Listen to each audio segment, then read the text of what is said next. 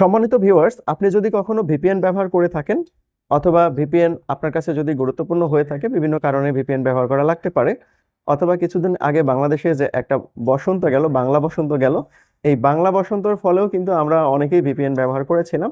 তো ভিপিএন ব্যবহার করার ফলে দেখা গেল আমরা ফেসবুকে লগ ইন করতে পেরেছিলাম বা ইনস্টাগ্রামেও লগ ইন করতে পেরেছিলাম। তো এখন সবকিছু সরকার আবার আনব্লক করে দিয়েছে, সো ভিপিএন ছাড়াই আমি সবকিছু ব্যবহার করতে পারছি, আমরা সবাই ব্যবহার করতে পারছি। তো ভিপিএনটা আমরা আমাদের মোবাইল থেকে মোটামুটি সবাই আনইনস্টল করে দিয়েছি। কিন্তু আনইনস্টল করে দেওয়ার পরেও দেখা যাচ্ছে যে কিছু লিঙ্ক ব্রাউজারের সাথে ইন্টারঅ্যাক্টিভ হয়ে আছে, যার ফলে দেখা যাচ্ছে যে আমাদের প্রতিনিয়ত যে ইনফরমেশনগুলো আছে বা আমরা ব্যবহার করছি সেগুলো সেই ভিপিএন কিন্তু চাইলে ব্যবহার করতে পারবে বা সংগ্রহ করতে পারে।